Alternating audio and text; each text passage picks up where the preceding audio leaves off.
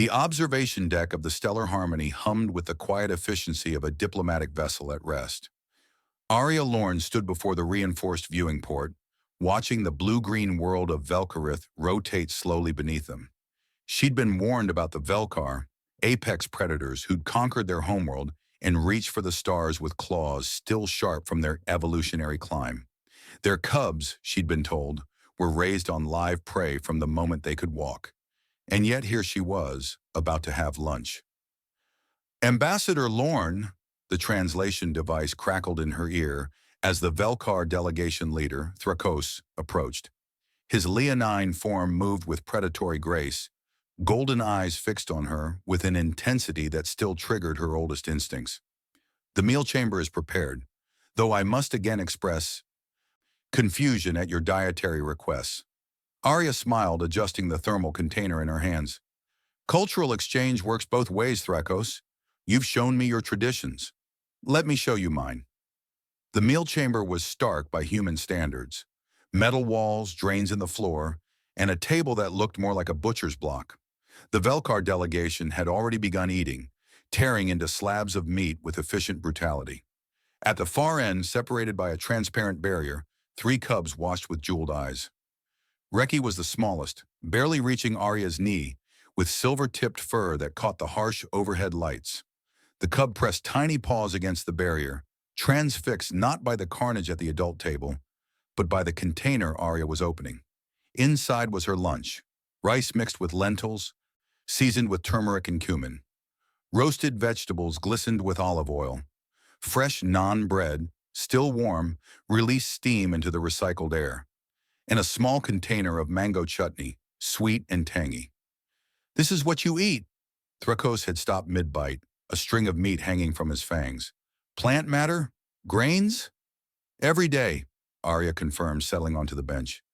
She broke off a piece of naan, scooped up rice and lentils, and ate with obvious pleasure. This particular meal is from Earth's South Asian region. We humans are omnivores. We can eat almost anything. The cub's barrier suddenly rattled. Reki was standing on hind legs, small nose working frantically at the air vents. The other 2 cubs had abandoned their own portions of meat, drawn by something invisible, but apparently irresistible. Arya noticed but continued eating, carefully explaining each component. The rice provides carbohydrates, energy. The lentils have protein, like your meat, but from plants. These spices aren't just for flavor. They have compounds that aid digestion, fight disease, even affect our moods. Impossible, one of the other Velkar delegates growled. Protein comes from prey. This is inefficient. Weak. Arya met his gaze levelly. My species walked upright across continents on this weak food.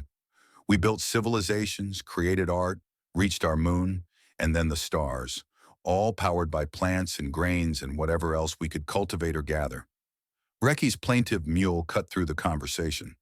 The cub was pawing desperately at the barrier, entirely ignoring the fresh meat that had been provided. The other cubs joined in, their attention laser-focused on Arya's meal. Thrakos stood abruptly. This is unprecedented. Cubs that age should want nothing but meat. It's instinct. It's... May I? Arya gestured toward the barrier. After a tense moment, Thrakos nodded. The barrier descended. Reki bounded forward, but stopped just short of Arya, predator instinct warring with something else. Arya broke off a small piece of vegetable, cooled it with a breath, and held it out. Easy now, it's different from what you're used to. The cub sniffed, sneezed, then delicately took the offering. Small teeth worked experimentally. Then Reki's eyes widened, the jeweled irises almost glowing, and a sound emerged that Arya's translator rendered as more. Within minutes, all 3 cubs were clustered around her, sampling rice, lentils, even tiny pieces of mango chutney. They weren't abandoning meat.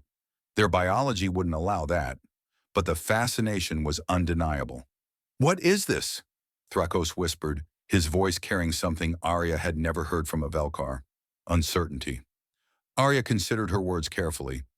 Humanity didn't reach the stars because we're the strongest or the fastest. We're not. We're not even close to the best hunters. She gestured to the cubs, now purring, actually purring, as they experienced flavors their species had never known. We succeeded because we're adaptable. We can eat almost anything. We can live almost anywhere. We can find joy and sustenance in 1,000 different ways. She scooped more rice onto a small plate, adding vegetables and a drizzle of chutney. Your cubs aren't rejecting their nature. They're discovering something new. That curiosity, that willingness to try something unexpected, that's not weakness. That's the beginning of wisdom. Reki looked up at her, small face smeared with turmeric, and made a sound that needed no translation. Contentment. "You've fed my cubs grain," Thrakos said slowly, "and they love it." "I shared my food," Arya corrected gently. "There's a difference." The Velkar delegation leader stared at his plate of meat, then at the cubs, then at Arya's simple vegetarian meal. "We conquered our world through strength. You're saying humans conquered yours through this? Through adaptation, through culture, through the understanding that strength comes in many forms." Arya broke off another piece of naan. "We learned to take what the world gave us and make it enough, then make it beautiful. Then share it." Reki climbed into her lap, a gesture of trust that made every adult Velkar in the room tense. The cub curled up, tiny claws kneading gently against Arya's uniform, still making that impossible purring sound. "Your report mentioned humanity's greatest weapon," Thrakos said quietly. "You said it wasn't your technology or your numbers."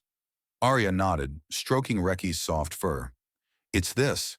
Our ability to make friends out of strangers, to find common ground across impossible differences, to share a meal and create something new from the meeting." She smiled. "Your cubs didn't ignore the meat because they stopped being Velkar. They just discovered they could be more." The observation deck's lights had shifted, mimicking evening on Velkarith.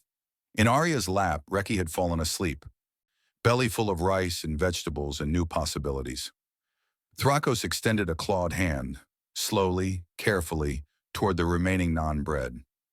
"Perhaps," he rumbled, "you could teach us this recipe." Arya's smile widened. "I'd be honored."